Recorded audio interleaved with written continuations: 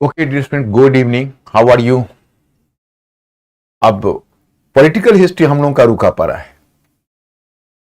Political history जो राजनीतिक इतिहास में पहले ही आपको बताऊं कि आप लोग मेरा एक फार्मूला मत भूलना। कभी भी टॉपिक को इंडिपेंडेंट नहीं पढ़ना है, इंटीग्रेटेड पढ़ना है। तो हम लोगों ने पार्ट फर्स्ट देखा था, याद करिए, प्री हिस्ट्री से लेकर प्रोटो हिस्ट्री। और फिर हम लोगों ने पार्ट टू देखा था, वैदिक पीरियड से लेकर अर्ली मिडिवल एज तक, political, economic, social and cultural. फिर हम आए पार्ट थर्ड में। पार्ट थर्ड में सल्तनत और मुगल है। तो पहले हम पॉलिटिकल हिस्ट्री ले रहे और पॉलिटिकल में राजनीतिक विस्तार। तो हम लोगों ने शुरू किया है इस्लाम के उद्भव से, कैसे पश्चिम एशिया और मध्य एशिया में विस्तार हुआ और कैसे भारत की भूमि पर आगमन हुआ। जैसे देखो, विडंबना यह है कि दक्षिण भारत में जो इस्लाम का आगमन हुआ वो एक तरह से एक बड़ा बिनाइन फेस था, व्यापारी के रूप में और धर्म प्रचारक के रूप में। जैसे बताया जाता है कि जब चेरामन पेरुमल था केरला का शासक, तो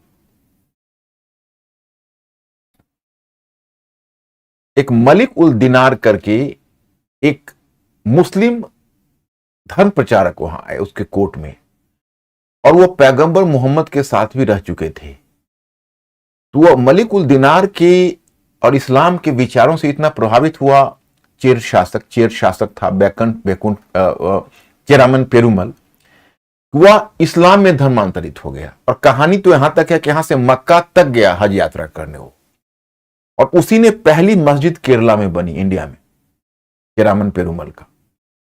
तो एक तो ये कहानी है।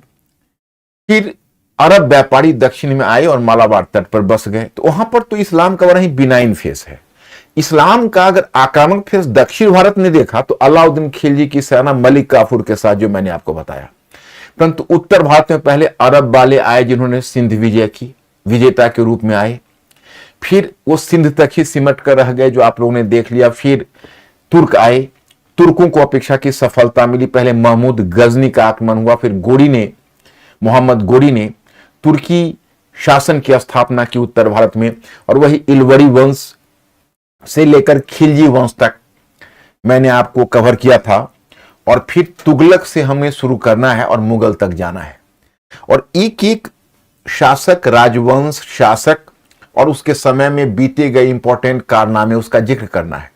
आप लोग थोड़ा सा मेंटली अलर्ट रहना।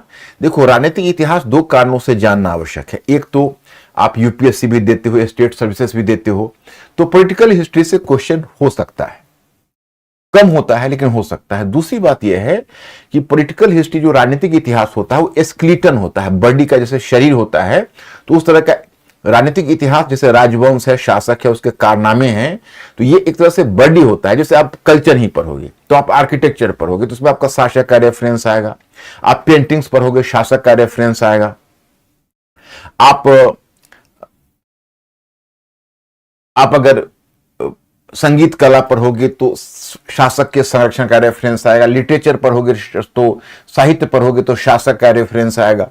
तो अगर आप शासक नहीं जान रहे होगे तो उसमें मजा नहीं आएगा, अच्छा इफेक्ट नहीं पड़ेगा, इसलिए उस पर ध्यान रखना है। तो चलिए, पहले आज 5 क्वेश्चन लाया हूं, मुझे 5 के 5 करेक्ट चाहिए। ध्यान कर लीजिए, 5 के 5 करेक्ट। क्वेश्चन फर्स्ट, हिंदुस्तान में, अच्छा ये पहला क्वेश्चन हो सकता है तुमसे गलती हो जाए, तो चलो मैं उसको माइंड नहीं करूंगा पहले क्वेश्चन को, क्योंकि ये थोड़ा, इसमें थोड़ा कुछ ऐसा एरिया है जो मैंने अभी आपको पढ़ाया नहीं है।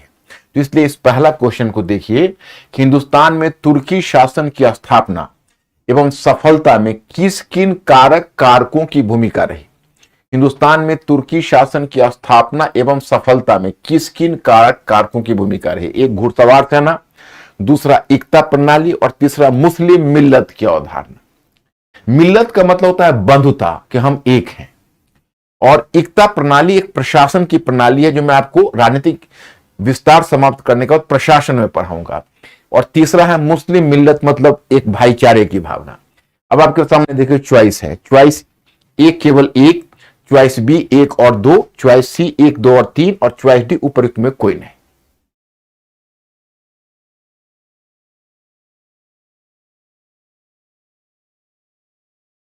CUTRN maximum C. Maximum C. Good, आपने तो इसको करेक्ट कर दिया। मुझे इस क्वेश्चन में डाउट था कि पता नहीं आप कर पाएंगे नहीं, आगे का तो आप कर ही देंगे क्योंकि राजनीतिक इतिहास से है। इस क्वेश्चन में मुझे थोड़ा डाउट था, हो गया। चलिए क्वेश्चन नंबर 2 ए, हिंदुस्तान में मुस्लिम समूह अल्पसंख्यक से बहुसंख्यक नहीं हो सके। ध्यान रहे, इस्लाम में मतलब असर्शन में कह रहा है कि इस्लाम हिंदुस्तान में जो मुस्लिम समूह आया था वो मुस्लिम समूह अल्पसंख्यक से बहुसंख्यक नहीं हो सके। रीजनिंग, हिंदुस्तान में बड़े पैमाने पर इस्लाम धर्म में धर्मांतरण मतलब इस्लाम में बड़े पैमाने पर इस्लाम में धर्मांतरण यानी धर्म परिवर्तन नहीं हो सका। ये रीजनिंग है। अब आपको रीजनिंग सॉल्व करना है। चॉइस ए और आर दोनों सत्य है और आर ए का सही स्पष्टीकरण है। बी ए और आर दोनों सत्य है परंतु आर ए का सही स्पष्टीकरण नहीं है।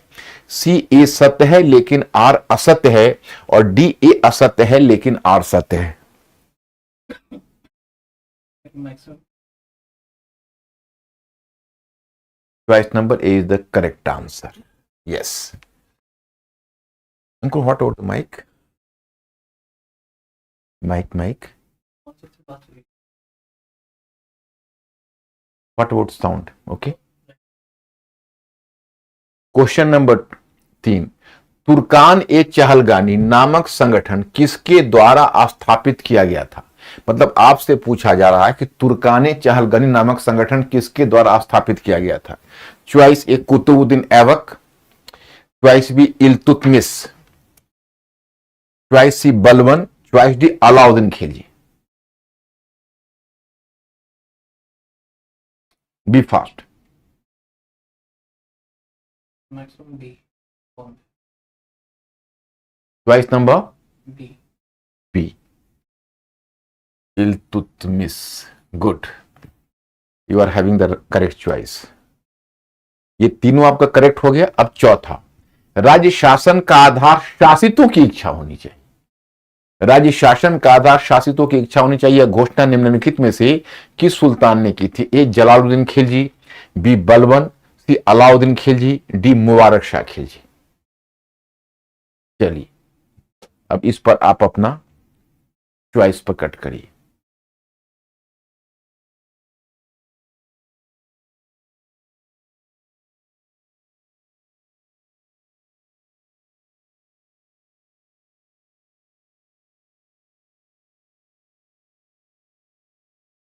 क्या आ रहा उत्तर? मेरे वेबसाइट वाले बच्चों का तो रिस्पॉन्स नहीं आ रहा, तो वो चल नहीं रहा। वेबसाइट पे ओके, तो फिर अपना चॉइस नहीं दे पा रहे होंगे ना। ओके, आवाज पहुंच रही है ना उनको? वेबसाइट पे नहीं हो तो मूव कर देते हैं एप्लीकेशन पे मूव कर जाते हैं। ओके, तो हैं, तो क्या उत्तर दे रहे हो? मैक्सिमम बी है। बलबन? नो, जलालुद्दीन खिलजी। मैंने क्लास में आपको बताया था कि जलालुद्दीन खिलजी एक उदार शासक था और जलालुद्दीन खिलजी ने स्थापित किया था कि राज्य सत्ता का आधार शासितों की इच्छा होनी चाहिए। मुबारक शाह देवगिरी को दिल्ली सल्तनत में किस सुल्तान ने मिलाया था? चॉइस ए मुबारक शाह खिलजी, चॉइस में मोहम्मद बिन तुगलक, चॉइस सी बलबन और चॉइस डी गियासुद्दीन तुगलक। मतलब आपके सामने क्वेश्चन है कि देवगिरी को दिल्ली सल्तनत में किस सुल्तान ने मिलाया था, आप उसका नाम बताइए।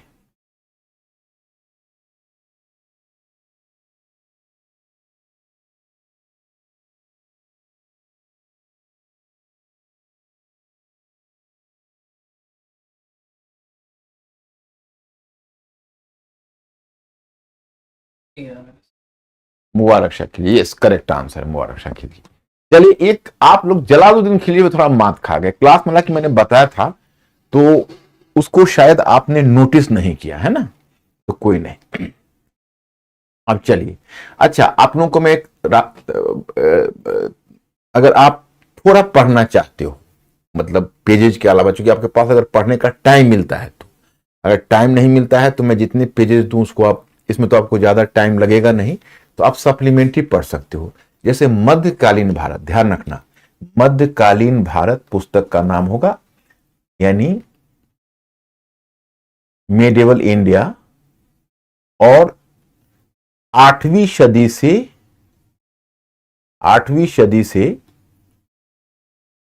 17वीं सदी, मतलब 8वीं सदी से 17वीं सदी, ये पुस्तक का नाम है। इसके लेखक कौन है? इसके लेखक है सतीश चंद्र। एक तो आपका एनसीईआरटी बुक हुई, तो नई वाली जो एनसीईआरटी बुक है मैं आपको बता दूं तो बहुत अच्छी, लेकिन नई वाली एनसीईआरटी बुक के साथ एक थोड़ा सा है कि अगर आप क्रमबद्ध ज्ञान प्राप्त करना चाहते हो तो आप उसके प्रीफेस में ही लिखा हुआ है कि जो नई वाली एनसीईआरटी है उसमें क्रमबद्ध ज्ञान आपको नहीं दिया जाएगा। उसमें उनका उद्देश्य है किसी टॉपिक विशेष को हाईलाइट करना, लेकिन जो पुरानी वाली एनसीईआरटी है उसमें आपको क्रमबद्ध चैप्टर्स हैं। तो उसमें ये आपको जो मैंने बताया ये पुरानी वाली एनसीईआरटी थी जो तो मार्केट से निकल गई। अब तो या तो जेरॉक्स फॉर्म में कोई दुकानदार बेच रहा होगा, वो अच्छा नहीं लगेगा, बल्कि यही पुस्तक ब्लैक स्वान पब्लिकेशन ने इसको निकाल दिया है सतीश चंद्र के नाम से। ये हो गया, इसको सतीश चंद्र के नाम से निकाल दिया है।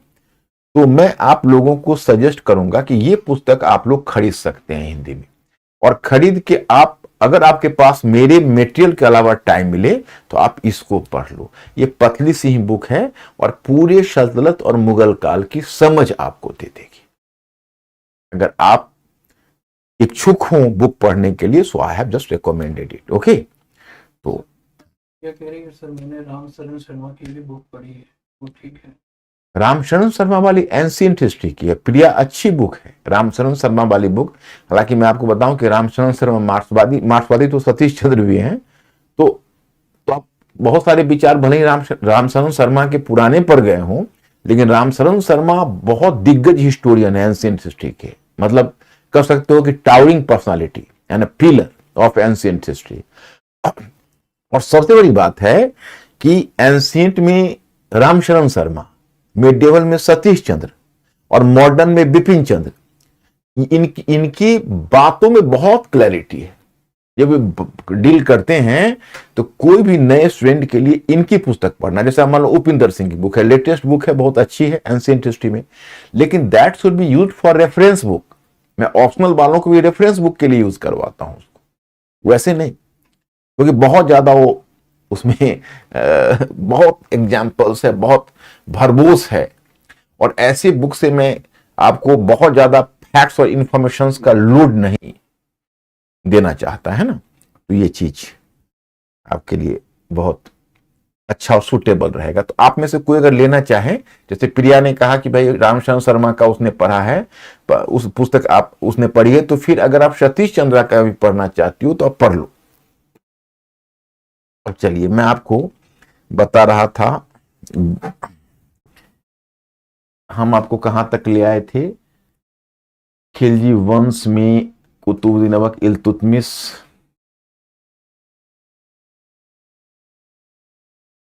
सिकंदर लोदी तक है। देखो, या अलाउद्दीन खिलजी। तो अलाउद्दीन खिलजी ने दक्षिण भारत तक, मैंने आपको कहा कि सर, उसके बाद मैंने कहा था कि अलाउद्दीन खिलजी का उसका ही सेनापति था जिसका नाम था मलिक काफूर। तो मलिक काफूर ने अलाउद्दीन खिलजी को बाद में उसको एक तरह से या तो मार डाला, उसे एक वसीयत लिखवा ली, उसके बेटे को गद्दी से वंचित करके, एक नाबालिग बेटे को, शिहाबुद्दीन उमर को गद्दी पर स्थापित करके वर्चुअली शासन पर कब्जा कर लिया था। लेकिन अलाउद्दीन खिलजी के दूसरे दासों ने उसे मार डाला था। तो मैंने आपको बताया था, तो अलाउद्दीन खिलजी का एक बेटा था, दूसरा बेटा मुबारक खान नाम था, वो मुबारक शाह खिलजी के नाम से शासक बना। तो वही मैंने बताया था कि अब मुबारक शाह खिलजी, अलाउद्दीन खिलजी तो 1316 तक, अलाउद्दीन खिलजी तो 1316 तक चला था, 1316 में उसका डेथ हुआ था, और 1316 से 20 तक यही मुबारक शाह खिलजी है। आप अपने दिमाग में एक बार डेट्स को बैठा लेना, क्लियर, मतलब डेट याद रखना आवश्यक नहीं है, लेकिन किस शासक के बाद कौन आया, ये क्रोनोलॉजी को याद रखना। इसके दो मैंने अचीवमेंट बताए थे, दो अचीवमेंट या दो कारनामे। एक कि इसने अपने आप को खलीफा घोषित किया था, अल बसीक बिल्लाह की उपाधि ली थी, और दूसरा मैंने कहा था कि was the first king of Delhi Sultanat who came from north and after conquering Devagiri he annexed the region of Devagiri. So for the annexation of Devagiri here credit should be given to Mubarak Shah Khilji. तो अब देखो, Delhi Sultanat is gradually drifting towards south India and that will prove devastating later under the period of Mohammad bin Tughlaq. तो धीरे धीरे क्या है कि दिल्ली सल्तनत अब दक्षिण की तरफ बढ़ेगा और फिर अंत में उसको इसका कष्ट भुगतना पड़ेगा। अब चलिए, तो मुबारक शाह खिलजी के बाद मुबारक शाह खिलजी का 1320 में या तो डेथ हो गया, या उसका प्रधानमंत्री था जिसको वजीर बोलते हैं, वह वजीर था खुसरो शाह। खुसरो, पहले खुसरो नाम था। तो खुसरो एक हिंदू कन्वर्ट था। ओके, तो खुसरो ने क्या किया कि पूरी ताकत और पूरी शक्ति अपने हाथों में ले ली और अपने मालिक को शायद मार डाला, और खुसरो शाह के नाम से 1320 में सुल्तान बन बैठा। यही अंतिम था। लेकिन मैं students here I have to inform you, he could grace this post only for some months, क्योंकि वह हिंदू कन्वर्ट था तो उसे वो प्रतिष्ठा नहीं मिली, और वो प्रतिष्ठा प्राप्त करने के लिए सरकारी खजाने को वर्चुअली लुटा दिया। उस समय जो महत्वपूर्ण उलेमा थे, काजी थे, धर्मगुरु थे, सबको बड़ी मात्रा में आवंटन दिया। उसी में निजामुद्दीन औलिया को भी उसने एक बड़ी रकम दी थी। अब क्या हुआ, वही समय दीपालपुर में अलाउद्दीन खिलजी ने मंगोलों का आक्रमण रोकने के लिए, मैं आपको बताऊं कि अलाउद्दीन खिलजी के काल में सबसे अधिक मंगोलों का आक्रमण हुआ है। अगर कोई आपसे पूछे कि दिल्ली के सुल्तानों में सबसे अधिक मंगोलों का आक्रमण कब हुआ और किसके काल में हुआ, तो आप चुनेंगे अलाउद्दीन खिलजी। तो सबसे अधिक मंगोलों का आक्रमण हुआ अलाउद्दीन खिलजी के काल में, और अलाउद्दीन खिलजी ने मंगोल आक्रमण का सामना करने के लिए एक दीपालपुर में एक महत्वपूर्ण अमीर की नियुक्ति की थी जिसका नाम था गाजी मलिक। तो गाजी मलिक ही जब देखा कि दिल्ली में अब खुसरो शाह के समय अव्यवस्था आ गई है, गाजी मलिक ने दिल्ली पर हमला करके खुसरो शाह को पराजित करके मार डाला। और क्योंकि अलाउद्दीन खिलजी का कोई उत्तराधिकारी नहीं था, तो गाजी मलिक ने अपने आप को सुल्तान घोषित कर दिया, और फिर तुगलक वंश की स्थापना हुई, जो 1320 में गयासुद्दीन तुगलक स्थापित हुआ। आपको दिया हुआ है टाइम पीरियड, और वह 1325 तक शासन करेगा। वही गाजी मलिक था जो गयासुद्दीन तुगलक के नाम से सुल्तान बना।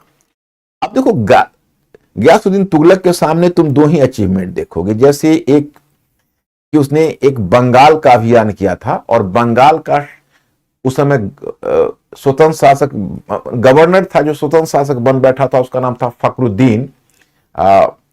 तो उसको उसने पराजित करके और बंगाल से बहुत सारा धन लाया था। और उसके समय एक घटना हुई है, ये जो देखो, देवगिरी पर पहले ही कब्जा कर चुका है, याद करिए, मुबारक शाह खिलजी।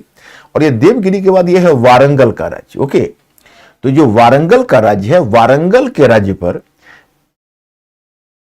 गयासुद्दीन तुगलक ने कब्जा किया। हालांकि जीता है जौना खान। जौना खान गयासुद्दीन तुगलक का पुत्र है। वही जौना खान इतिहास में मोहम्मद बिन तुगलक के नाम से स्थापित होगा। तो जौना खान जीता है, लेकिन उस वारंगल के क्षेत्र को गयासुद्दीन तुगलक के काल में ही मिलाया गया है 1324 में। तो इसलिए 1324 में, पहले तो देवगिरी 1318 में मिलाया गया था, अब 1324 में वारंगल को भी मिलाया गया। आप लोग माय स्टूडेंट्स मेंटली अलर्ट रहना। अब दिल्ली सल्तनत न चाहती हुई दक्षिण की तरफ बढ़ रहा है। लेकिन 1325 में गयासुद्दीन तुगलक का एक्सीडेंटल डेथ हो गया। एक्सीडेंटल डेथ इसलिए इस तरह से हुआ कि उसने वह गया था बंगाल के अभियान पर, और बंगाल के अभियान से बहुत सारा धन लूट कर लाया था, और हाथी, घोड़े, ऊंट उसको उपहार में मिले थे। तो वही वो लेकर जब आ रहा था, तो दिल्ली के गेट प्रवेश द्वार पर, जैसे वर्तमान में उसको कहते हैं फरीदाबाद, क्योंकि उसी रूट से आ रहा था, वहां पर उसके बेटे जौना खान ने एक बहुत बड़ा लकड़ी का महल बनवाया था उसके स्वागत के लिए। वही जो उसके स्वागत के में कार्यक्रम चल रहा था, उसमें बहुत सारा प्रदर्शन हुआ। उसमें जो हाथियों का दौड़ करवाया गया, तो बताया जाता है कि हाथियों के दौड़ से जो पदचाप हुआ, उससे लकड़ी का जो उसका पैलेस है वो गिर गया, और उसी में गयासुद्दीन तुगलक दबकर मर गया। तो कुछ उसमें, जैसे इब्न बतूता उसमें षड्यंत्र की बात करता है, आगे का एक लेखक है बदाऊनी, वो भी षड्यंत्र की बात करता है। लेकिन कुछ मानता है, बर्नी जैसे लेखक उसको एक्सीडेंट ही मानता है। तो अब एक्सीडेंट हुआ हो, और कुछ कहते हैं जौना खान ने जानबूझकर मरवा डाला, जो भी हो, 1325 में उसका डेथ हुआ तो उसका उत्तराधिकारी जौना खान ही मोहम्मद बिन तुगलक के नाम से सुल्तान बना। और 1325 से 51 तक किसका शासन है? तो मोहम्मद बिन तुगलक का शासन है। मोहम्मद बिन तुगलक ने 1325 से 51 तक शासन किया है।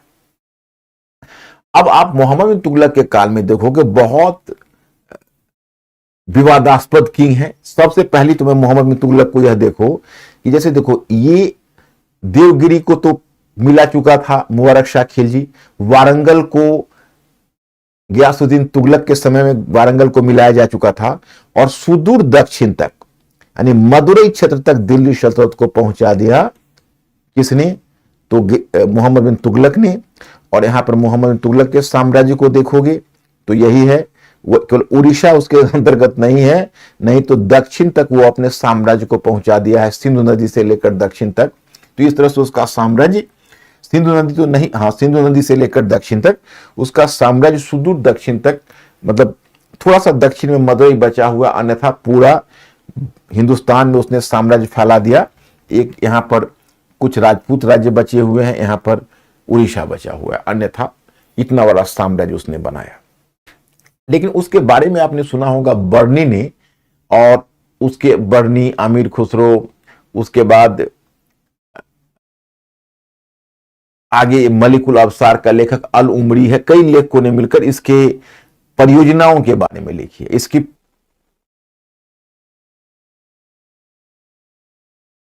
जो उसने दिल्ली से देवगिरी राजधानी लाया था, जिस कारण से अमीर और उलेमा असंतुष्ट हो गए। दूसरा कहते उसकी दूसरी योजना थी, वह दूसरी योजना बताते हैं कि मोहम्मद बिन तुगलक ने एक राजधानी परिवर्तन के बाद उसने सांकेतिक मुद्रा चला दी। सांकेतिक मुद्रा का मतलब होता है टोकन करेंसी। टोकन करेंसी क्या होती है कि जैसे पहले क्या होता था, मेंटली अलर्ट हो ना आप लोग, जैसे पहले करेंसी में जो उसका करेंसी का फेस वैल्यू होता था, फेस वैल्यू का मतलब जैसे एक टंका है तो एक टंका भर में एक टंका भर की चांदी लगी रहेगी, तो उसकी नकल आप कैसे करोगे? नकल करने के लिए आपको पहले एक टंका चांदी की गुंजाइश करनी होगी, और जब एक टंका चांदी आप लगा रहे हो तो नकल कहां हुई? उसकी तो जो कीमत है और वही उसका धात्विक वजन है। लेकिन उस समय चांदी की कमी पड़ गई तो इसने सोचा तांबे अथवा कांसे का इसने सिक्का बनाया। उसका जो एक्चुअल वैल्यू था वो एक टंका था, लेकिन उसमें जो धातु लगा हुआ था वो मुश्किल से 10-5 जितल का होगा, तो नकल की गुंजाइश हो गई। लोगों ने जमकर नकल करनी शुरू कर दी, इसकी योजना विफल हो गई। और तीसरा है कि उसने द्वाब में खेती के लिए 7 लाख रुपए खर्च किए। योजना तो अच्छी थी कि हम फसलों की अदला बदली करके उपज बढ़ाएंगे, लेकिन उसके अधिकारियों के घपले के कारण वह पॉलिसी भी विफल हो गई। फिर उसने एक योजना बनाई, विशेषकर मंगोल की शक्ति के पतन से मध्य एशिया, पश्चिम एशिया में खालीपन आ गया था, तो इसने खुरासान जीतने की योजना बनाई। इसने मिस्र और उधर मध्य एशिया के किसी शासक के साथ कुछ समझौता भी किया, लेकिन तब तक मध्य एशिया की राजनीति में तेजी से परिवर्तन आ गया और मोहम्मद बिन तुगलक को यह योजना छोड़नी पड़ी। उसमें 3,70,000 सेना से नियुक्त कर लिए थे और एडवांस रकम भी उसे दे दी थी। उस सेना को मुअत्तल कर दिया, तो जो मुअत्तल सैनिक है वो विद्रोह पर उतारू हो गए, ये भी समस्या थी। उसी तरह हुआ एक कांगड़ा में कराची नामक जगह जीतने के लिए, जो चीन और भारत के बीच एक मध्यवर्ती क्षेत्र था, 10,000 की एक सेना भेजी खुसरो मलिक के अधीन। उसको कराचील अभियान कहते हैं, कराचील वो जगह का नाम है। और जब सेना पहुंची तो उसमें सेनापति खुसरो मलिक ने कुछ ऐसी गलती कर डाली कि पूरे 10,000 के 10,000 सैनिक नष्ट हो गए। इस 5 परियोजनाओं की विफलता के लिए जाना जाता है। फिर इसके बाद इसके विरुद्ध एक के बाद दूसरा विद्रोह होने लगा। तो उसी क्रम में मैं आपको बताना चाहता कि विद्रोह तो अनेक हुए, लेकिन सारे विद्रोहों को लगभग इसने दबा दिया।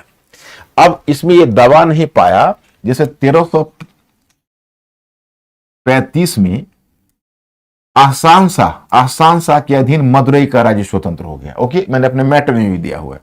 और 1336 में हरिहर और बुक्का, जो 2 भाई थे, जो विजयनगर राज्य का संस्थापक था हरिहर एवं बुक्का, तो हरिहर एवं बुक्का के नेतृत्व में इसने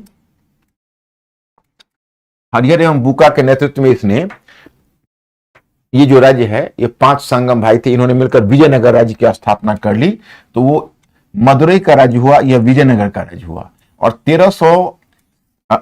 इससे पहले 1338 में बंगाल का शासक स्वतंत्र हो गया, और 1347 में इस क्षेत्र में बहमनी राज्य की स्थापना हो गई। तो मैंने अपने मैटर में आपको दिया हुआ है कि अब देखो कितना फर्क आ गया। 1335 में मदुरई का राज्य, फिर विजयनगर का राज्य हरिहर एवं बुक्का के अधीन, फिर उसके बाद आप देखते हो 1338 में बंगाल का राज्य और 1347 में बहमनी राज्य हसन गंगू के नेतृत्व में।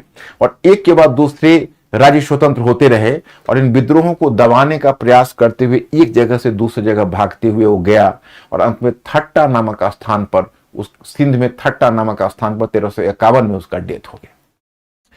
उसका कोई पुत्र नहीं था। तो अब आपको एक नाम मिलता है फिरोज शाह तुगलक। फिरोज शाह तुगलक। अब फिरोज शाह तुगलक का काल 1351 से 58 तक आपको मिलता है। 1351 टू 88, 58, 1351 से 1388 तक। तो जो फिरोज शाह तुगलक है, फिरोज शाह तुगलक, इसके बारे में कहा जाता है कि इस मामले में इसने बहुत कॉम्प्रोमाइज किया। इसने देखा कि मैं एक उचित सैनिक जनरल नहीं हूं, तो दक्षिण को जीतने का प्रयास ही नहीं किया। हाँ, बंगाल में उसने 2 सैनिक अभियान भेजे और दोनों सैनिक अभियान विफल रहा। एक उसने भेजा था इलियास शाह, दूसरा सिकंदर शाह के विरुद्ध, लेकिन दोनों अभियान विफल रहे, बंगाल को नहीं जीत सका और दक्षिण को जीतने का प्रयास ही नहीं किया। एक अच्छा सैनिक जनरल वो नहीं था, लेकिन हाँ, उसकी कुछ नीतियां तो विवादास्पद भी है, क्योंकि मोहम्मद बिन तुगलक के बारे में कहा जाता है कि थोड़ा वो तर्क बुद्धिवादी था। तो उसने अमीरों और उलेमाओं के साथ सख्त नीति अपनाने की कोशिश की थी, सख्त। तो परिणाम क्या हुआ? जैसे उलेमाओं को चाहा कि उलेमाओं के बहुत सारे विशेषाधिकारों पर चोट कर दी, अमीरों पर नियंत्रण स्थापित करने की कोशिश की।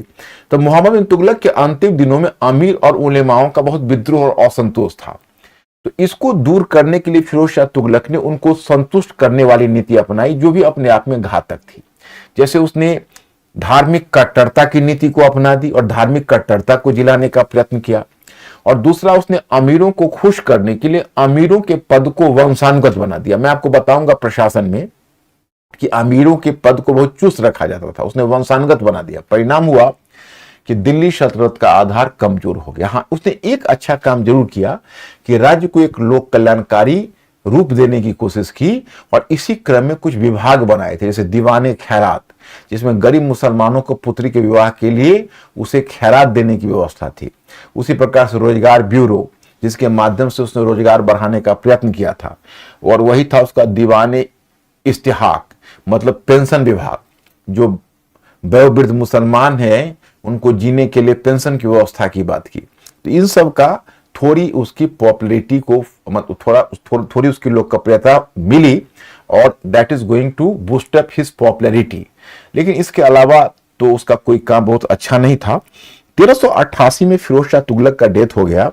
तो उसके बाद तो अब कमजोर शासकों का युग आरंभ हो गया, क्योंकि फिरोज शाह तुगलक का जो उत्तराधिकारी था, अब उसके बाद तुम देखोगे एक के बाद दूसरे बदलते रहेंगे। मैं आपको बताता हूं, जैसे मानचित्र मुझे चाहिए, जैसे ये देखो, अब साम्राज्य तो पहले से ही टूटा पड़ा था। अब हुआ ऐसा कि जब फिरोज शाह तुगलक का डेथ हुआ तो उसका तुरंत उसका एक बेटा था जिसका नाम था तुगलक शाह। अब 1388 से लेके और 1412 तक इतने शासकों ने शासन किया कि नाम काउंट करना मुश्किल है। जैसे तुगलक शाह, तो तुगलक शाह फिरोज शाह तुगलक का बेटा था। और फिरोज शाह तुगलक के बारे में एक और फैक्ट मैं बता दूं प्रीलिम्स पॉइंट ऑफ व्यू से, कि फिरोज शाह तुगलक ने 1,80,000 दासों को संग्रहित और संगठित किया था। वो दास के निर्यात पर पाबंदी लगा दी थी और अच्छे अच्छे दास जुटाना उसकी हॉबी हुआ करती थी। उसके पास बहुत सारे दास थे, लेकिन उसकी मृत्यु के बाद उसके कुछ महत्वाकांक्षी दास बहुत बेलगाम हो गए थे और बड़े महत्वाकांक्षी हो गए थे। उन्होंने ही उसके उत्तराधिकारियों के समक्ष कठिनाई उत्पन्न करनी शुरू कर दी। तो तुगलक शाह को मार डाला उसके दासों ने। फिर उसका हुमायूं हुआ उसका उत्तराधिकारी, फिर उसके बाद नसीरुद्दीन मोहम्मद करके एक उत्तराधिकारी हुआ, फिर अंत में आया नसीरुद्दीन महमूद। तो ये जो नसीरुद्दीन महमूद है, यही इस वंश का अंतिम शासक है, और यह कमजोर शासक था नसीरुद्दीन महमूद। तो पहले ही दिल्ली सल्तनत तो पहले से ही दरार तो पहले ही से पड़ चुकी थी। अब नसीरुद्दीन महमूद के टाइम में तुम देखोगे कि एक्चुअली 1398 में नसीरुद्दीन महमूद के टाइम में ही आपने तैमूर के आक्रमण के बारे में सुना होगा। मध्य एशिया से एक मुगल आक्रमणकारी नसीरुद्दीन महमूद के समय 1398 में तैमूर का आक्रमण हुआ, और तैमूर का आक्रमण हुआ तो तैमूर ने काफी कहर मचाया हिंदुस्तान। तैमूर ने काफी कहर मचाया और फिर तैमूर ने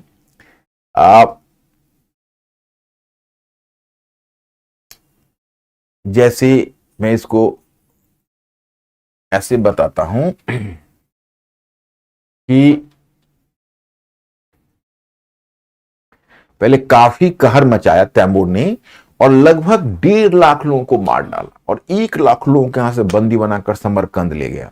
बहुत सारा धन लूट कर तैमूर ले गया। लेकिन और तैमूर का मुकाबला नसीरुद्दीन महमूद कर भी नहीं सका, डर गया ये, और डर कर ये गुजरात भाग गया। और इसका वजीर था मुल्लू इकबाल, वो बरन भाग गया और एकदम दिल्ली को तैमूर की कृपा पर छोड़ दिया। तैमूर ने काफी लूटपाट मचा के हत्या वगैरह करके लौट गया। उसके जाने के बाद इसकी रही सही प्रतिष्ठा भी धुल गई। उसके बाद बाकी क्षेत्र जैसे 1401 तक स्वतंत्र होने की बात आ गई। जैसे देखो तुमको मैटर में मिला होगा, गुजरात में जफर खान के अंतर्गत गुजरात स्वतंत्र हो गया। यह है मालवा। तो मालवा किसके अंतर्गत स्वतंत्र हो गया? तो मालवा स्वतंत्र हुआ है, उसका नाम है जिसको मैं आपको बता दूं कि उसको शर्की शासक मिला। जैसे आपको मैं उदाहरण बताता हूं, जैसे जौनपुर स्वतंत्र हो गया ख्वाजा जहां, जौनपुर ख्वाजा जहां जिसको मलिक उश शर की उपाधि मिली थी। जैसे ये जो जौनपुर है वो ख्वाजा जहां नामक, जैसे जफर खान के नेतृत्व में गुजरात स्वतंत्र हो गया, ख्वाजा जहां के नेतृत्व में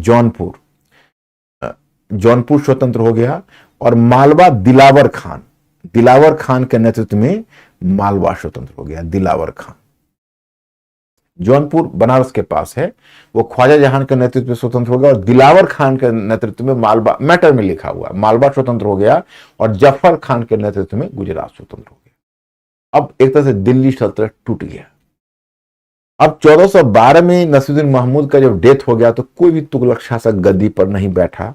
तो आपने पिछले क्लास में पूछा था कि 1412 से लेकर और 1418 के बीच क्या हुआ, 1412 से लेकर 14 के बीच क्या हुआ, क्योंकि सैयद वंश का हमने टाइम पीरियड दिया है, वो सैयद वंश का टाइम पीरियड आप लोगों को मैंने दिया हुआ है 1414 से।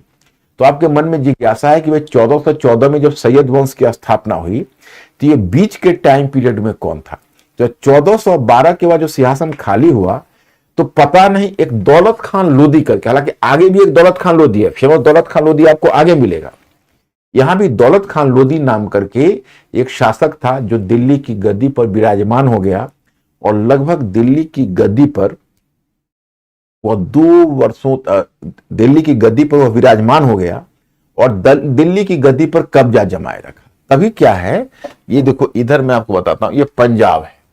तो जब तैमूर जब इस क्षेत्र को लूट कर जब वापस जा रहा था तो उसने पंजाब में अपना एक गवर्नर की नियुक्ति कर दी थी तैमूर ने।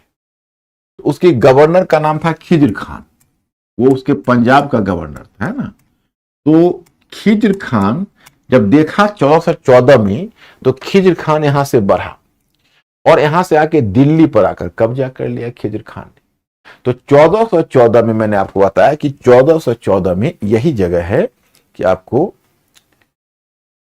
सैयद वंश की स्थापना हुई, और ये सैयद वंश चला 1451 तक, नहीं 1414 से 51। एक बार दिमाग में सेट कर लो, कोई प्रॉब्लम नहीं है, ये थोड़ा राजनीतिक इतिहास है।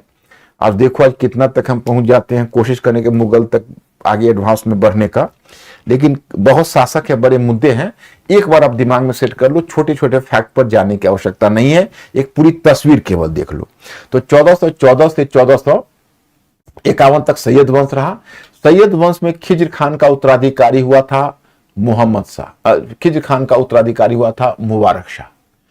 मुबारक शाह इस वंश का थोड़ा सा माना जाता है कि थोड़ा ज्यादा कारगर शासक था, बहुत योग्य तो नहीं था, थोड़ा कारगर था।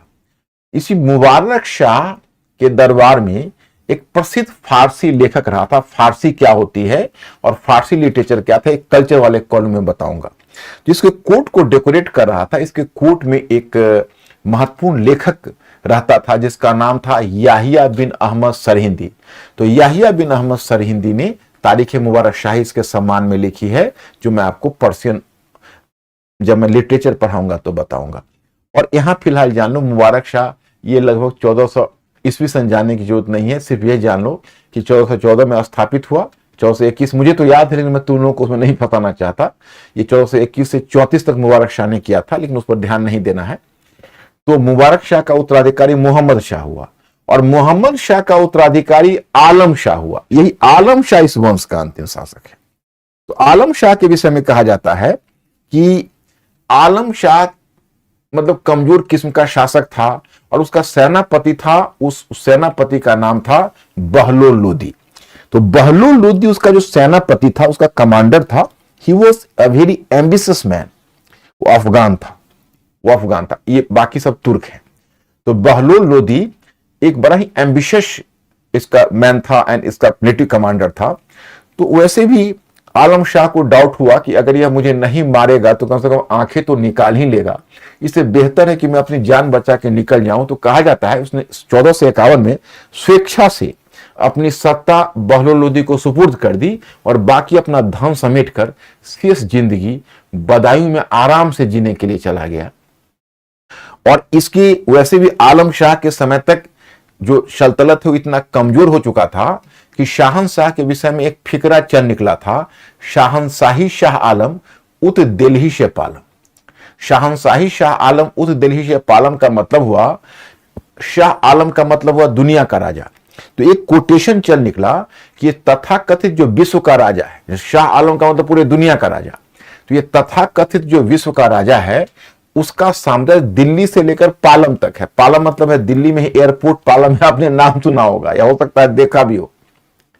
तो दिल्ली से पालम मतलब दिल्ली में ही पालम है, तो दिल्ली से पालम तक है, कितना छोटा राज्य था उसका। अब जो बहलोल लोदी आया, यह है लोदी वंश, यही अंतिम वंश है इसका। अब मैं आपको बताऊं कि लोदी वंश अफगान वंश है।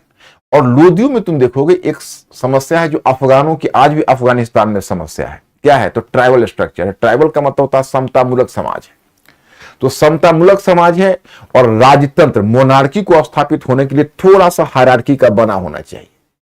तो कहा जाता है बहलोल लोदी के बारे में कि जिस समय वो सुल्तान बना 1451 में, और बहलोल लोदी का टाइम है 1451 से लेकर 1489 1489 तक।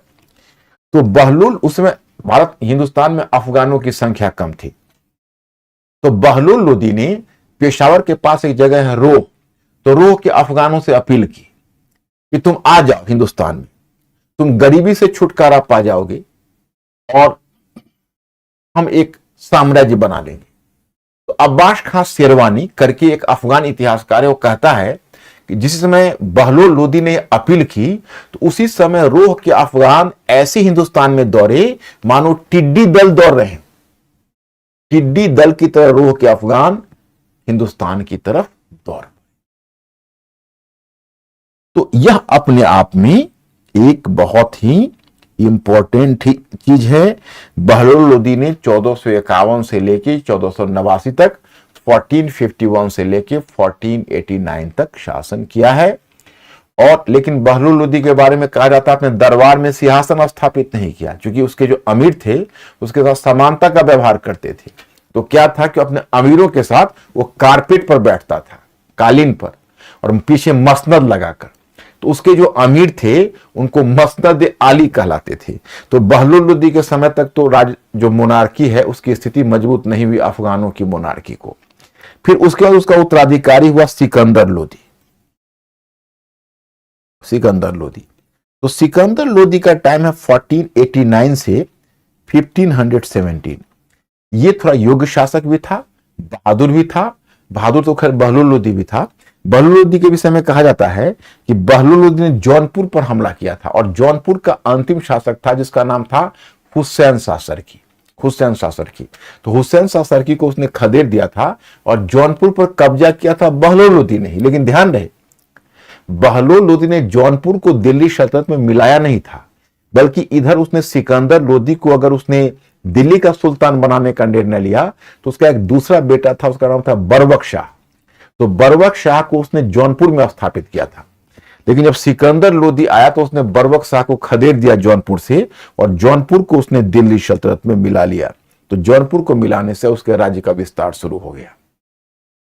अब उसके बाद मैं आपको बता दूं कि सिकंदर लोदी के कुछ अचीवमेंट है, उस अचीवमेंट को आप प्रीलिम्स पॉइंट ऑफ व्यू से ध्यान करिए।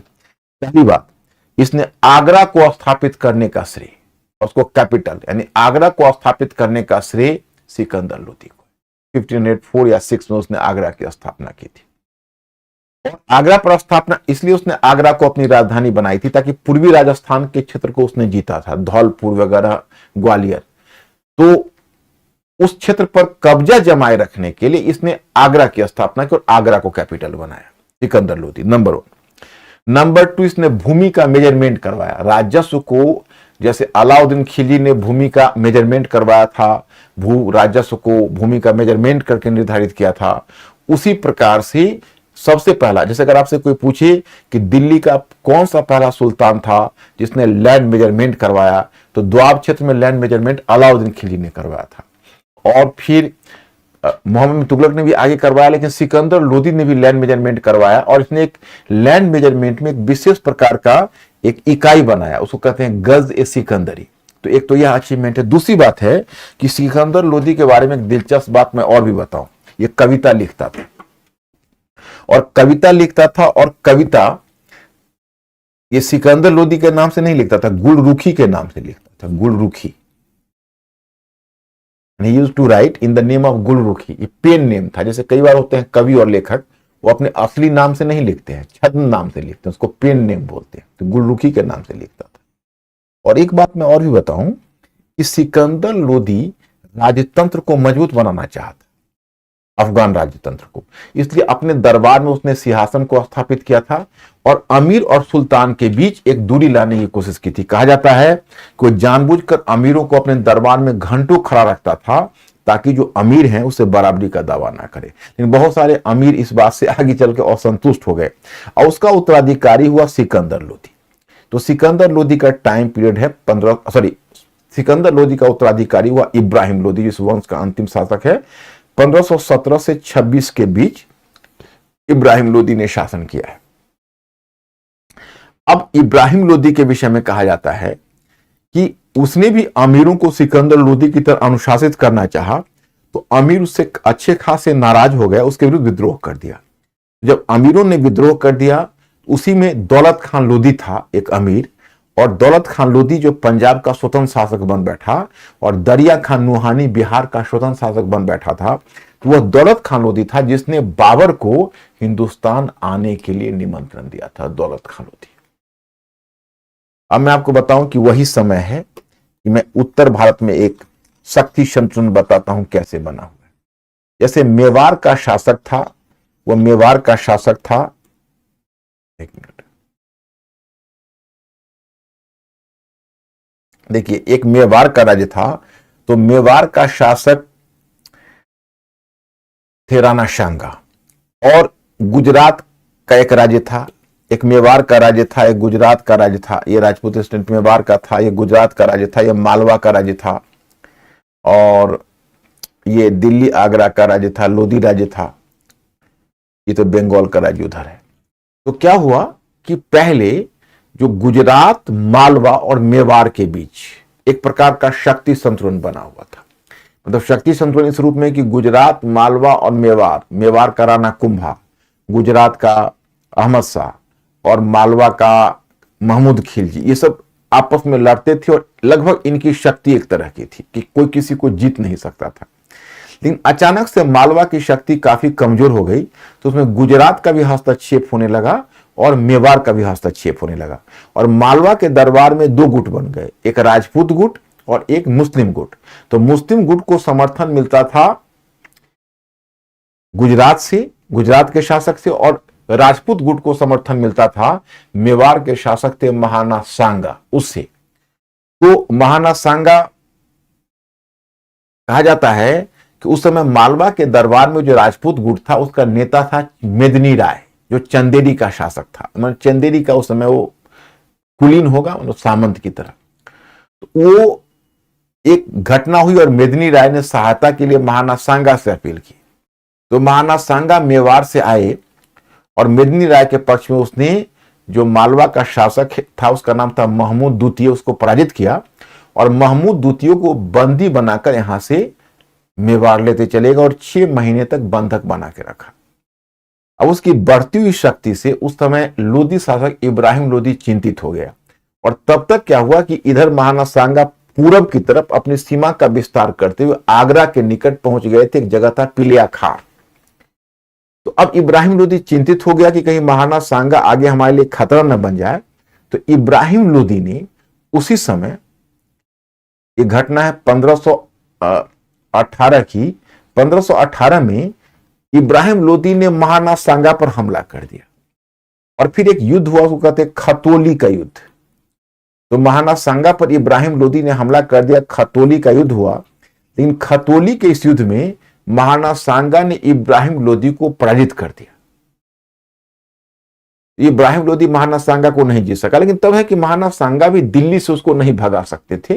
ये दूसरी बात है कि वो पराजित हो गया, लेकिन ऐसा नहीं कि उसको इजेक्ट कर देते, दिल्ली से भगा देते, इतना भी फासला दोनों की शक्ति में नहीं था। वही समय है कि बाबर हिंदुस्तान के दरवाजे पर दस्तक दे रहा था। अब आप मुगल काल में चले आइए, मुगल काल में मैं आपको ले चलता हूं। तो पहले आप इतना एश्योर करिए कि यहां तक आप क्लियर हो गए और बाकी तो मैटर में लिखा ही हुआ है। आप केवल कनेक्टिविटी किंग टू किंग बना लीजिए, बस इतना ही हम चाहते हैं, बाकी हम देख लेंगे। मिस्टर अंकुर ओके है? सामने पूछ रहे हैं कि सतीश चंद्र नागौर को भी तुगलक वंश में बताए हैं, आपके फिगर में नागौर अलग क्यों? नागौर एक्चुअली देखो, नागौर इसमें को जीता जरूर था, समझे, राजपूत राज्यों को उसने जीता था, लेकिन मोहम्मद बिन तुगलक के शासन के अंतिम काल में धीरे धीरे वो भी स्वतंत्र हो गया था। राजपूत राज्यों पर कब्जा नहीं कभी हो सका ढंग से, जीत लेता था। अब नागौर को तो तुम जानते हो कि इल्तुतमिश भी जीता था, लेकिन फिर वो स्वतंत्र हो गया था। तो थोड़ा सा वहां पर आपको कंफ्यूजन मिलेगा, समझ रहे हो, तो आप उसकी चिंता मत करिए।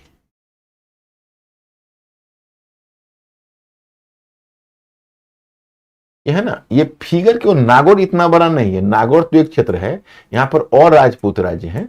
ये तो एक टेंटेटिव पिक्चर है, एकदम एग्जैक्ट पिक्चर नहीं। ये तो आपको मैप एक टेंटेटिव बना के दिखाया गया है। उड़ीसा भी इतना बड़ा थोड़ा है, देख रहे हो, कुछ ज्यादा बड़ा है। वारंगल का भी राज्य लिया हो। और लाला गुप्ता कह रहे हैं सर हरिहर और बुका का समय 1336 है। हाँ 1336, तो वही तो मैंने दिया है। आसान सा मैंने बताया है आपको। मदुरई का राज्य की स्वतंत्रता 1335, विजयनगर का 1336, बंगाल का 1338 और बहमनी का 1347, यही तो मैंने दिया है आपको। मैटर में भी यही टाइम पीरियड मिलेगा।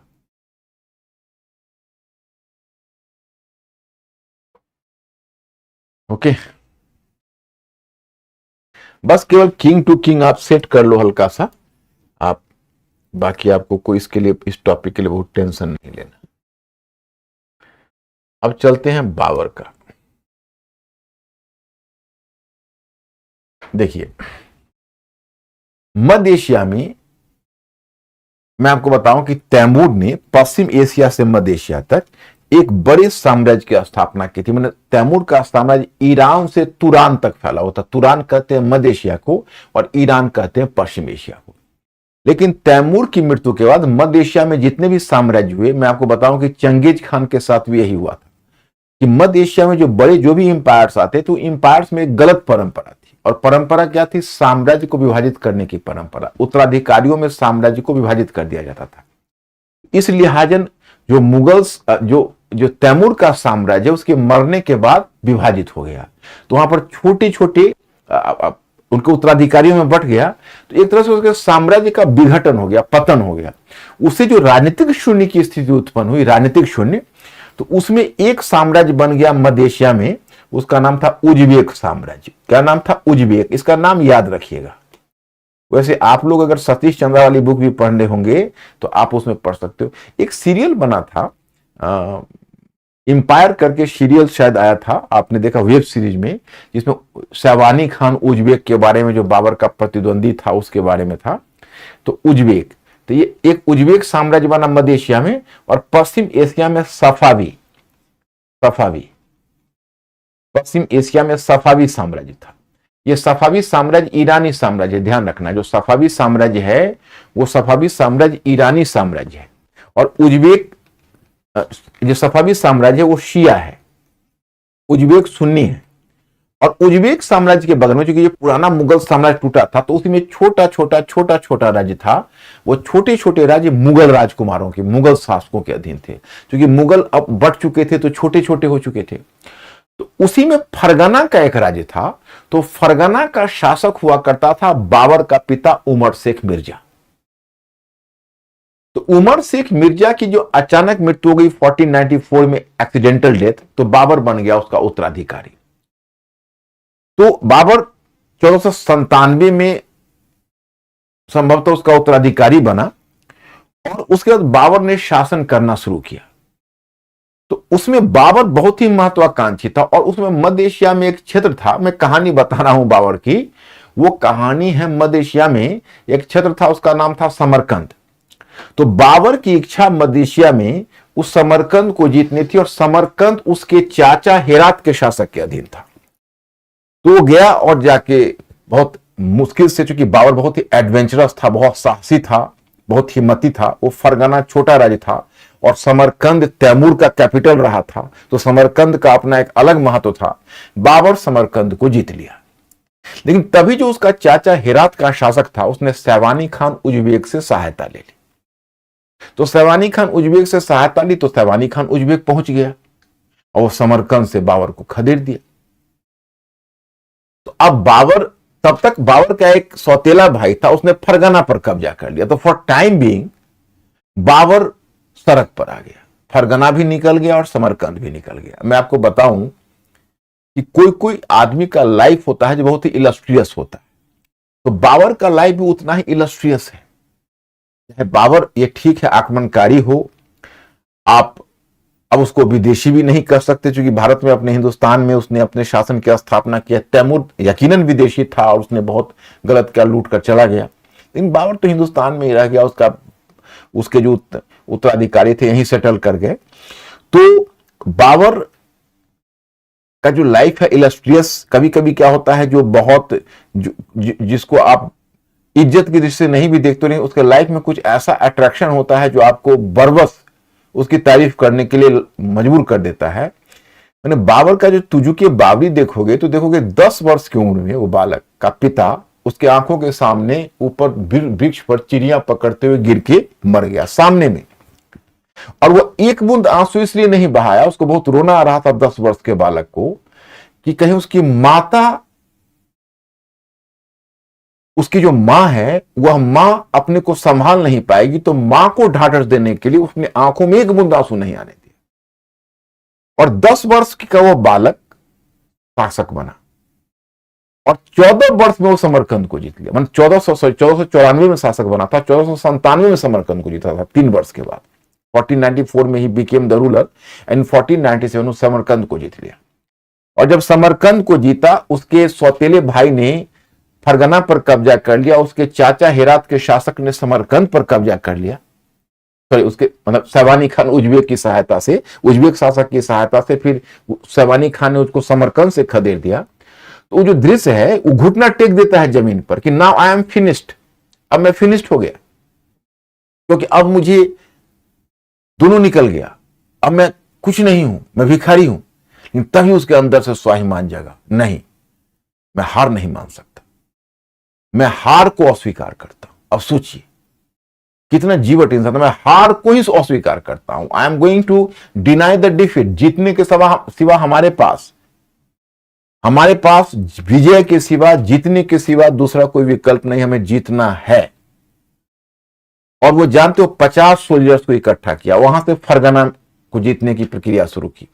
और पहले इस क्षेत्र को जीता था, थोड़ा सा उस क्षेत्र पर उसका भाई तब तक कब्जा करने जाता था, तो इस क्षेत्र पर कब्जा कर लेता, अपने भाई को दौड़ाता रहा 50 सोल्जर्स की सहायता से, अंत में मजबूर कर दिया उसको घुटने टेकने के लिए, और फरगना पर बाबर ने कब्जा कर लिया। फरगना पर कब्जा करने के बाद अब वो समझ रहा था कि सैवानी खान उज्बेक इतना पावरफुल है, इंपेरर है, हम उसको समरकंद पर जब तक उसका चाचा को सैवानी खान उज्बेक का सपोर्ट है हम जीत नहीं सकते। और समरकंद में उसकी दिली इच्छा थी, तो उसने सोचा लोहे ही लोहे को काटता है। तो ईरान का जो सफावी शासक था शाह इस्माइल, उससे उसने मित्रता कर ली और शाह इस्माइल की सहायता से उसने 1510 में तब जाके हाँ, इस बीच उसने एक काम किया, मैं आपको ध्यान दिलाऊं कि जब उसने फरगना को जीता फिर दोबारा, तो पहला काम किया कि थोड़ा सा दक्षिण पश्चिम की तरफ हल्का सा बढ़ के और उसने 1504 में काबुल को जीत लिया। तो काबुल पर बाबर का कब्जा हो गया, तो एक आधार काबुल में बन चुका था। फिर उसने शाह इस्माइल से संपर्क किया, जो सफावी शासक है, उसकी सहायता से उसने समरकंद को जीता। क्योंकि शाह इस्माइल ने एक बहुत अच्छा काम किया था, उसको उज्बेकों से, उज्बेक और सफावी के बीच प्रतिस्पर्धा और संघर्ष था और दोनों इंपायर था और दोनों इंपायर थे। तो शाह इस्माइल ने एक युद्ध में सैवानी खान उज्बेक को पराजित करके मार डाला। तो इसको मौका मिल गया बाबर को, उसने शाह इस्माइल से दोस्ती की हुई थी और फिर शाह इस्माइल की सहायता से इसने समरकंद पर कब्जा कर लिया। समरकंद पर कब्जा तो कर लिया, परंतु बाबर को बहुत स्वाभिमानी था, उसको इस बात का बहुत चुभन हुई इस बात की कि शाह इस्माइल उसके साथ ऐसा व्यवहार कर रहा था जैसा वह मानो कि शाह इस्माइल का कोई अधिकारी हो। उसने स्वेच्छा से समरकंद को खाली कर दिया। फिर तुजु के बाबरी में लिखता है कि काबुल की विजय से लेकर और पानीपत के बैटल तक हमने हिंदुस्तान की भूमि को कभी नहीं भूला। और तभी आप देखते हो पंजाब का जो असंतुष्ट विक्षुब्ध गवर्नर था जिसका नाम था दौलत खान लोधी, उसने इसको निमंत्रण दे दिया। हालांकि मैं आपको बताऊं कि हिंदुस्तान पर अचानक से ही नहीं आया है, हिंदुस्तान पर इसका निरंतर प्रयास 1518 के बाद ही शुरू हो गया है। 1518 में पहली बार यह पंजाब में भीरा के किले पर हमला किया था और भीरा के किले पर ही बाबर ने पहली बार तोपखाने का प्रयोग किया। मैं आपको बता दूं, जब बारूद के प्रयोग की पहली बात होगी तो दक्षिण भारत में विजयनगर और बहमनी के बीच मुदगल के किले पर बारूद का पहला प्रयोग का उदाहरण मिलेगा, और अगर तोप के पहले प्रयोग का उदाहरण मिलेगा तो बाबर ही मिलेगा, और वो भी भतकल के किले पर जो पंजाब में है। तो भतकल के किले को जीता और उसके बाद फिर वो लौट गया। फिर 1520-21 में दूसरा आक्रमण किया, फिर 1522-23 में तीसरा आक्रमण किया, फिर 1524 में चौथा किया और 1525 में दौलत खान लोधी ने उसको आमंत्रित किया तो कब वो हमला किया और पंजाब को पहले जीतकर पंजाब पर कब्जा कर लिया। जब पंजाब पर उसका कब्जा हो गया तो दिल्ली में अब इब्राहिम लोधी स्थापित था, पंजाब पर बाबर का कब्जा हो गया था। तो ऐसा तो तय हो गया था कि अब एक दो राज्य तो समानांतर नहीं रह सकते, क्योंकि दोनों के बीच एक निर्णायक युद्ध अनिवार्य थी। तो वही पानीपत का जो बैटल हुआ, वो प्रथम बैटल आप देखते हो कि 1526 में हुआ, 1526 में। और यही जो बैटल हुआ उसमें बाबर ने एक नई युद्ध प्रणाली लाई थी, एक तो तुलगमा युद्ध प्रणाली। तुलगमा युद्ध प्रणाली में क्या होता है कि जैसे मुख्य सेना सामने वाली सेना के पास खड़ी रहती है और दाईं भुजा वाली सेना और बाईं भुजा वाली जो सेना होती है, जब तक मुख्य सेना सामने की सेना को उलझाए रखती है तब तक राइट हैंड में, और जो लेफ्ट हैंड में सेना होती है वह सीधे गोलबंदी करते हुए, जैसे गोल घूमते हुए वो सेना पीछे चली जाएगी और पीछे जाके अचानक से पीछे से अटैक कर देती है। तुलगमा पद्धति उसको बोलते हैं, तुलगमा। तो ये जो पद्धति होती है ये सामने वाले सेना को नर्वस कर देती है, क्योंकि सामने वाली सेना को लगता है कि अरे ये तो कोई विदेशी सेना आ गई इसकी सहायता में, ये तो कोई अलग प्रकार की सेना आ गई। तो सामने वाली सेना डर जाती और भागने लगती है पीछे, उसके पांव उखड़ जाते हैं। ये पद्धति को तुलगमा पद्धति बोलते हैं। तो इस पद्धति का बाबर ने सफलतापूर्वक उपयोग किया और इसके साथ तोपखाने को जोड़ दिया, खाई खोदकर तोपखाने को, तोपची को छिपा दिया और फिर उसने गोलाबारी शुरू कर दी। हमें याद है जब कारगिल युद्ध चल रहा था, ये मैं 1999 की बात बता रहा हूं, तो कारगिल युद्ध में एक थे ब्रिगेडियर सुरेंद्र सिंह। तो ब्रिगेडियर सुरेंद्र सिंह में जैसे तोलोलिन पर, जब तोलोलिन और कारगिल इसके माउंटेन्स पर अफगान मुजाहिदीनों ने कब्जा जमा कर बैठा हुआ था और लोहे के बंकर बना लिए थे जिसको तोड़ना भी संभव नहीं था। पहाड़ पर बख्तर बंद गाड़ी नहीं जा सकती थी, पहाड़ पर मशीन गन को ले जाना मुश्किल हो रहा था क्योंकि ऊपर से वो गोलीबारी भी करते थे। तो सेना, इंडियन आर्मी के लिए बड़ा एडवर्स कंडीशन था। अचानक सुरेंद्र सिंह के दिमाग में एक विचार आया। उसने बोफोर्स तोप को, लगभग 125 तोप को एक साथ सजा दिया और सब में टाइमिंग, आज के तोप तो काफी सोफिस्टिकेटेड होते हैं, तो टाइमिंग फिक्स थी कि प्रत्येक इतने सेकंड पर यहां से एक गोला तोलोलिन पर गिरता था, टाइगर हिल पर, तो टाइगर हिल पर, तो एक गोला टाइगर हिल पर गिरता हर 10 या 20 सेकंड पर, और लगातार ये जो 125 तोप है वो गरजते रहे, टाइगर हिल पर गोलाबारी गिरती रही, और मिडनाइट में उनके जो लोहे के बंकर थे वो टूटकर उड़ गए और इंडियन आर्मी ने फतह कर लिया। जब मलिक जो आर्मी हेड था, उसको हेडक्वार्टर में रात में खबर गई कि टाइगर हिल पर कब्जा हो गया इंडियन आर्मी का, तो उसके लिए बहुत खुशी की बात थी। कल हो के सुरेंद्र सिंह से बाद में पत्रकारों ने पूछा कि भाई आपको यह विचार आया कहां से, तोप खाने का ऐसा प्रयोग? ऐसा तो ना फर्स्ट वर्ल्ड वॉर में हुआ था, ना सेकेंड वर्ल्ड वॉर में, किसी मॉडर्न वॉरफेयर में इस टैक्टिक्स का प्रयोग नहीं हुआ था, आपको ये टैक्टिक्स कहां से आया? तो सुरेंद्र सिंह ने चौंका देने वाली बात कही कि मैंने बाबर से सीखा। आप समझ सकते हो कि बाबर ने उसी तरह से तुलगमा से तोप खाने का प्रयोग करके इब्राहिम लोदी को हराया था। तो खैर, अब देखो यहां चक्कर ये पड़ जाता है कि अगर तुम बाबर को विदेशी मानोगे तो स्वदेशी इब्राहिम लोदी को भी तो नहीं मानोगे। विदेशी स्वदेशी तो बहुत बहुत मतलब उलझाने वाला काम है, ये तो हो नहीं सकता। और मध्य एशिया से जो आक्रमणकारी आए वो समय के साथ आए। अब उसमें क्या था कि जैसे मान लो मुसलमान थे, तो उससे पहले जो इंडो ग्रीक आए, आप लोगों ने इतिहास को पढ़ा, शक आए, पार्थियंस आए, कुषाण आए, तो ये सब भी तो मध्य एशियाई ट्राइब्स ही थे। लेकिन इनके साथ एक सुखद स्थिति यह हुई कि इससे पहले अभी तक इस्लाम कबूल नहीं किया था, तो जनजातीय थे, तो आराम से आकर भारतीय समाज में घुल मिल गए और भारतीय धार्मिक पंथों को स्वीकार कर लिया। तो कोई बौद्ध पंथ को स्वीकार कर लिया, ब्राह्मण पंथ, जैन पंथ, तो भारतीय समाज में घुल मिल गए। लेकिन इस्लाम भी उतनी ही मौलिक धर्म था जिस प्रकार से हिंदुइज्म था। तो हिंदुस्तान की भूमि पर ना तो इस्लाम यहां पर बड़े पैमाने पर धर्मांतरित करवा पाया, क्योंकि हिंदू धर्म की भी जड़ बहुत गहरी थी, और उधर ना तो हिंदू धर्म इस्लाम को निगल पाया अपने में। तो इसलिए क्या हुआ कि हिंदू और मुसलमान का जो डिवीजन है वह तुर्कों के आगमन के बाद शुरू हो गया, और वही आज उसको आप इसलिए आपको दिखता है। लेकिन ऐसा नहीं कि पहली बार वही आए थे, इससे पहले भी आते रहे और भारतीय समाज में घुल मिल गए, है ना। तो आप लोग being the student of history इस बात को भली भांति समझते होंगे। इस तरह से बाबर ने इसके बाद पानीपत का बैटल लड़ा, हरा दिया, इब्राहिम लोदी मारा गया युद्ध में, और उसके बाद वो दिल्ली आगरा को जीत लिया। इस तरह से अपने राज्य की स्थापना कर ली। उसके बाद महाना सांगा को लगा कि पहले बाबर भी लूटपाट के निकल जाएगा, लेकिन बाबर ने कहा काबुल की गरीबी फिर नहीं, अब मैं फिर दोबारा काबुल की गरीबी में नहीं जाना चाहता। और बाबर ने वर्चुअली यहां पर अपना नियंत्रण स्थापित कर लिया। और कुछ अमीर जो मध्य एशियाई थे, जिनको यहाँ का सूट नहीं करता था वातावरण, तो वो वहां से लौट गए।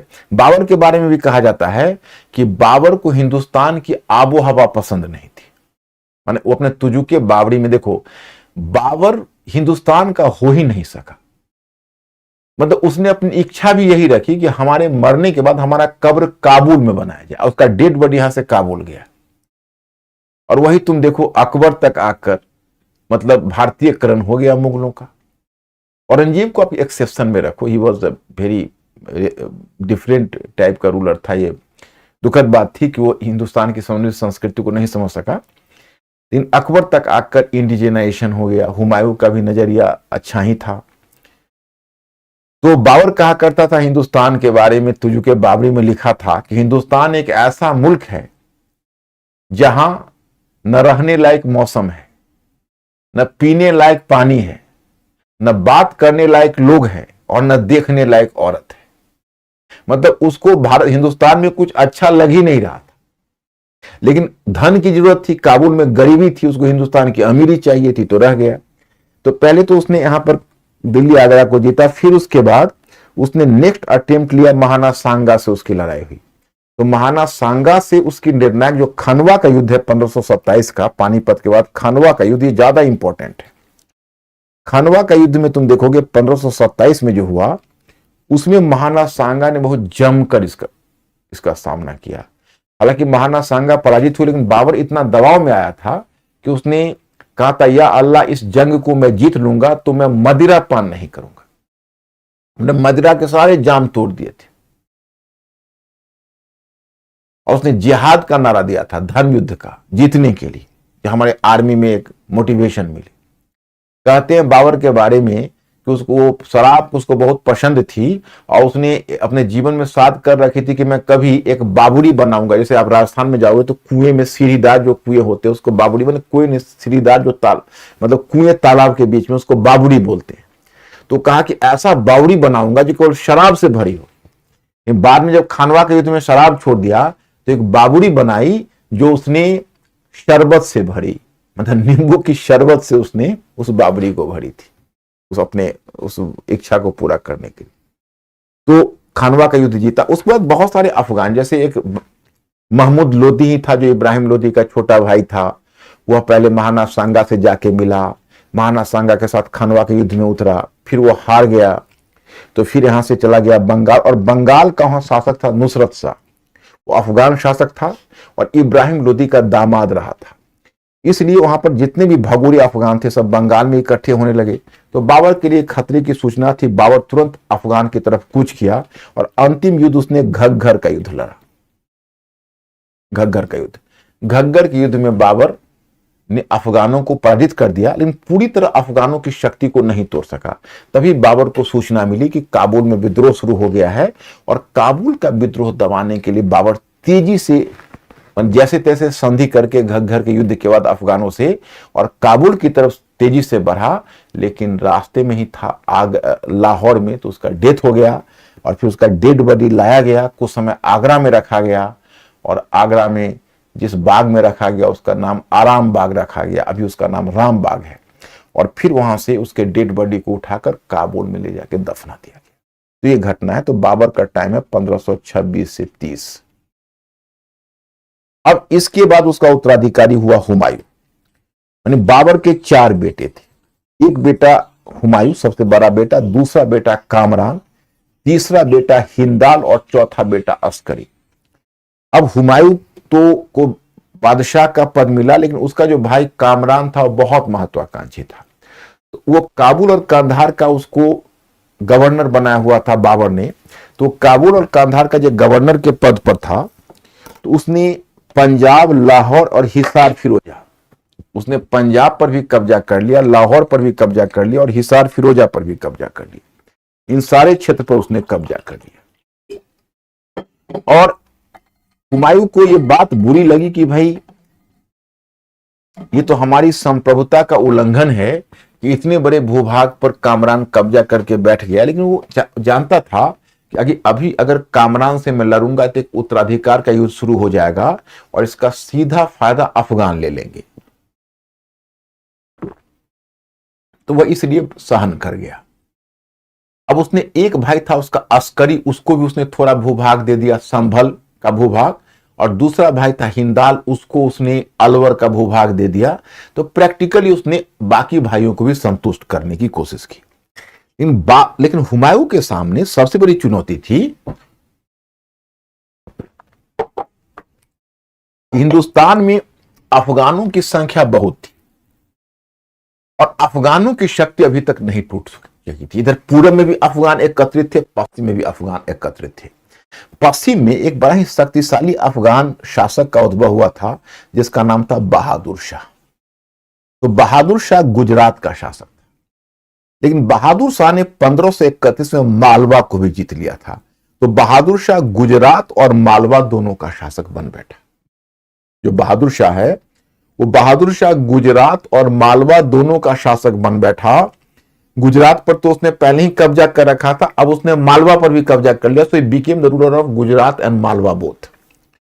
और वह इधर से पश्चिम से उसकी महत्वाकांक्षा उधर पश्चिम भारत में बढ़ रही थी। इधर पूरब में बहुत सारे अफगान थे जो सक्रिय थे। तो बाबर ने पहला चुनौती पूर्वी अफगानों को ही समझा और बाबर ने पहले पूर्वी अफगानों के विरुद्ध अभियान किया।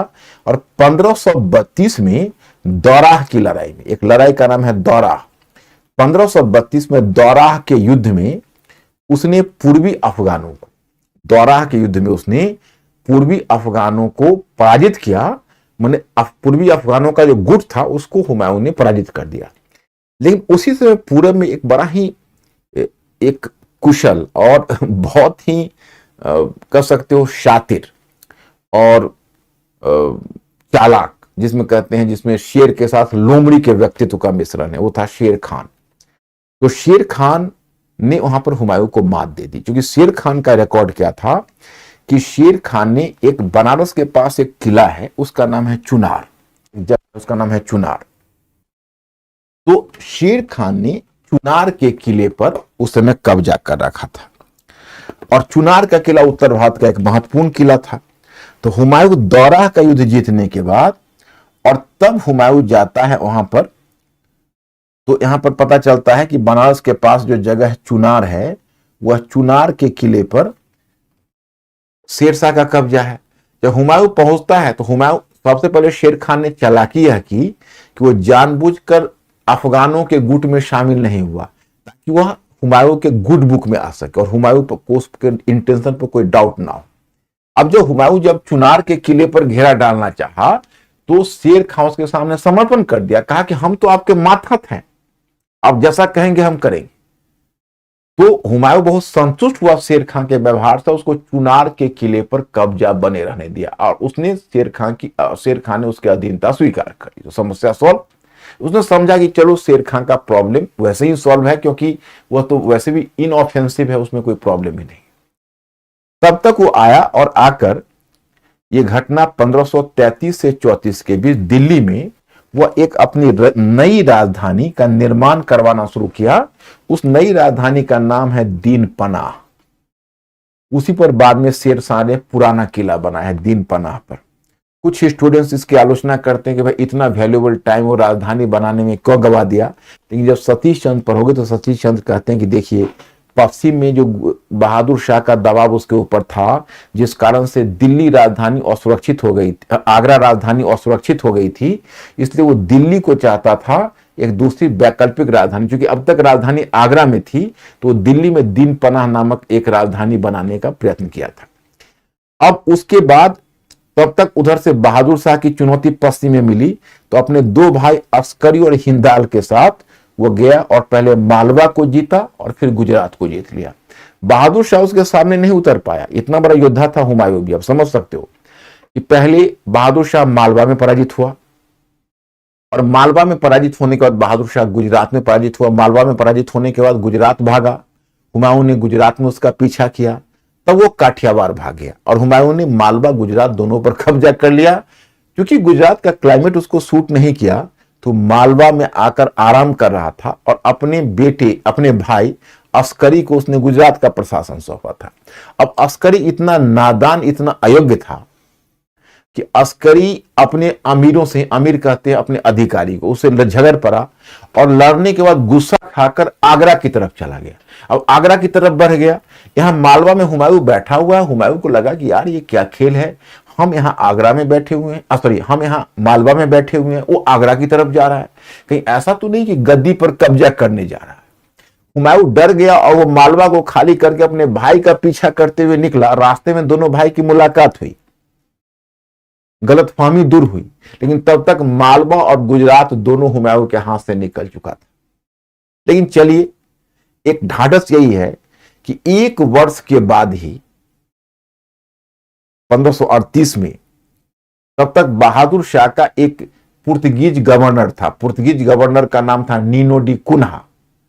तो उससे झड़प हो गई बहादुर शाह की, और नीनो डी कुन्हा के साथ हाथापाई करते हुए अरब सागर में डूबकर बहादुर शाह मर गया, और हुमायूं का कांटा दूर हो गया। तो ध्यान रहे, मालवा और गुजरात पर अकबर का कब्जा होने से पहले हुमायूं का कब्जा हो चुका था। कभी क्वेश्चन में पूछूं तो आप लोग मेंटली अलर्ट हो गए, क्वेश्चन को सॉल्व कर देना, उसको गलत मत करना। हाँ, ये दूसरी बात है कि हुमायूं मालवा और गुजरात पर कब्जा नहीं बनाए रख सका था। अब जब हुमायूं लौट कर आता है, तब तक शेर खां बहुत महत्वाकांक्षी हो चुका है। वह बंगाल और बिहार इन दोनों शासकों को हरा चुका है सूरजगढ़ के युद्ध में, और शेर खां की अब तूती बोल रही है। तो हुमायूं को लगा कि मैंने शायद गलती की कि उसको चुनार के किले पर रहने दिया। अब समय आ गया है कि हमको शेर खां की ताकत को तोड़ना पड़ेगा। तो हुमायूं यहां से जाया, आर्मी लेकर गया और जाके सीधे उसने वो गलती की पुनरावृत्ति नहीं करने के लिए चुनार के किले पर घेरा डाल दिया और चुनार के किले पर घेरा डालकर चाहा कि हम शेरशाह को पराजित करें। अब देखो शेर खान ने क्या चालाकी की कि जब देखा कि भाई चुनार पर मैं घिर गया, उस किले को बचा नहीं सकता, पहले तो 6 महीने उसने किले को बचाए। जब किले को नहीं बचा पाया तो दक्षिण की तरफ हुआ बिहार, वो तो यूपी में चुनार है, तो वहां से वो बिहार की तरफ मुड़ गया और बिहार में एक रोहतास के किले को उसने निर्मित करके तुरंत और रोहतास के किले पर अपने परिवार के सदस्यों को सुरक्षित कर दिया। और मैं आपको मानचित्र पर कैसे दिखाऊं, अगर आपको बिहार से बंगाल जाना है तो वहां जाने के 2 रूट हैं। एक रूट है दक्षिण होकर जाएंगे तो झारखंड होकर निकलेंगे और वो चले जाएंगे बंगाल। दूसरा है कि बिहार में ही आप वहां से पटना से बढ़ेंगे तो भागलपुर होते हुए और तब वो रूट भी बंगाल चला जाता है। इधर क्या हुआ कि शेर खान ने रोहतास के किले पर कब्जा करने के बाद दक्षिण भारत से, जिसको आज कहते हो